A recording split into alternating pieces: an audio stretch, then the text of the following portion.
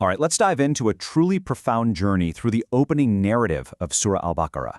We're going to be exploring the verses that really set the stage for, well, for everything. Humanity's purpose, our relationship with Allah, and that constant struggle between guidance and misguidance. And to help us, we'll be leaning on the incredible commentary of Maulana Maududi. We're going to start with a verse that, right off the bat, challenges our whole idea of divine wisdom. So the verses we're looking at open with this incredibly powerful statement.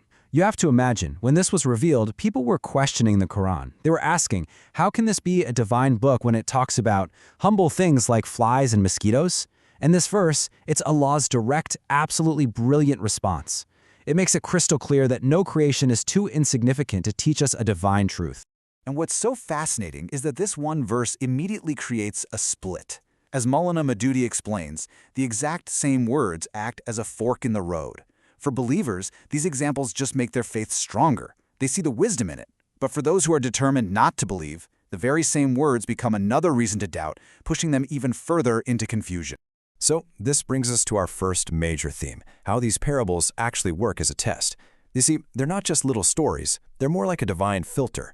They're designed to reveal the true state of a person's heart, whether it's genuinely open to truth or if it's just looking for things to find fault with.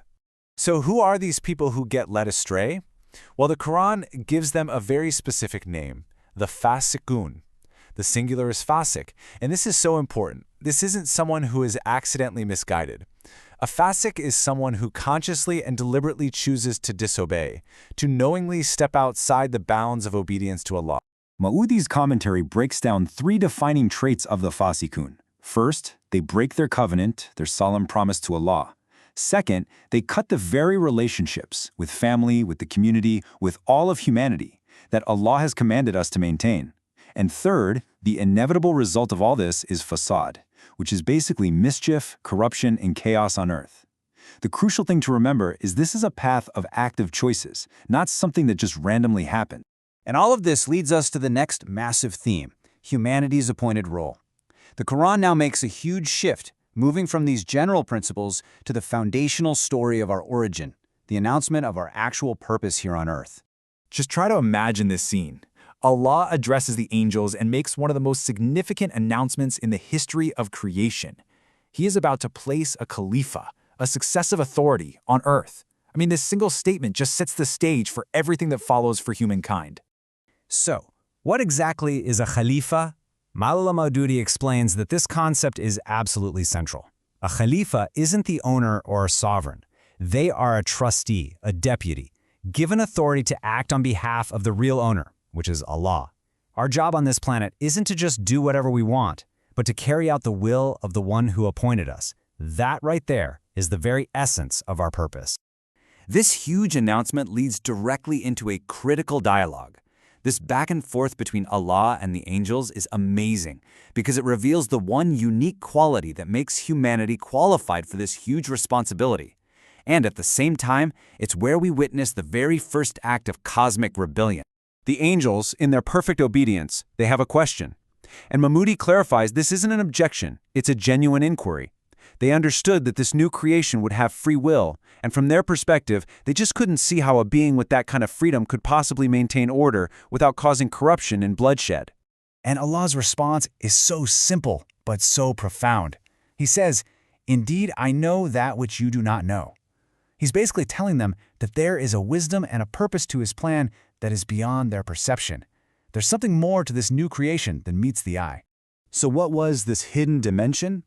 It was knowledge. You see, Allah didn't just tell the angels they were wrong, He showed them. He gave Adam, the first human, this incredible capacity to learn, to name things, to form concepts, and to truly understand the nature of his environment. This was the unique gift that set humanity apart. This act of teaching Adam was just a masterstroke. It directly answered the angels' concern by proving that, yes, while humanity had a capacity for fasad, for corruption, it also had an even greater capacity for salah, for good, and that capacity was rooted in knowledge. This kind of comprehensive understanding was the very thing that qualified humanity for the role of Khalifa. So after establishing Adam's unique qualification, Allah then gives a command to the angels. Now, this wasn't a command to worship Adam, not at all. It was an act of acknowledgement, a way to recognize his new, divinely appointed station and to pledge their support for his mission on earth. And right here, we see another one of those critical forks in the road. The angels, who are models of perfect obedience, they complied immediately.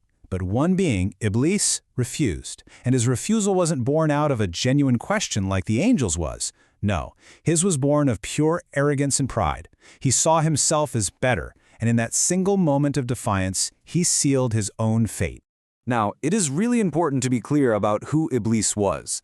There's a common misunderstanding that he was a fallen angel. But the Quran, as Maulana Maududi points out, makes it very clear he was from the jinn, a totally separate creation made from smokeless fire, who, just like us humans, have free will. And understanding that is key to understanding his capacity to rebel. And this brings us to the final part of this incredible origin story, the test in paradise. This is humanity's very first trial. It takes place in a perfect setting, but it's what ultimately sets us on our path to become the Khalifa on earth. The setting for this first test was just one of complete ease and abundance. Adam and his wife had everything they could possibly want, and there was only one single rule. Do not go near this one specific tree. The test was simple. It was clear. A test of obedience versus the whispers of temptation. Allah warns them that if they do disobey, they'll become one of the zalimun, the transgressors. According to Maududi's commentary, the root word here, zulm, points to a threefold injustice. It's an injustice against Allah's right to be obeyed, an injustice against whatever part of creation was used in that disobedience, and ultimately, an injustice against your own soul. And as we all know, Shaitan, who was Iblis, he saw his chance. He deceived them, and he caused them to slip. And the language here is so important. It was a slip, a moment of forgetfulness, of being tricked. It wasn't an act of arrogant, planned-out rebellion like the one Iblis himself committed. The consequence was their descent to earth. But Maududi frames this so beautifully, it wasn't just a punishment for mistake. It was actually the start of the real mission. You see, earth was always meant to be the place for the Khalifa. The trial in paradise was like a training exercise, preparing humanity for the real test, living out our role on earth, in a world where good and evil exist side by side, and where we constantly have to choose obedience over the whispers of our enemies. And this brings us to the final and most crucial question that these verses leave us with. Because this isn't just some ancient story, it's our story. It's the introduction to our lives. So knowing that we are here as trustees, blessed with knowledge and a divine purpose, what does it really mean to live as a true Khalifa on earth today? That's really something to reflect on.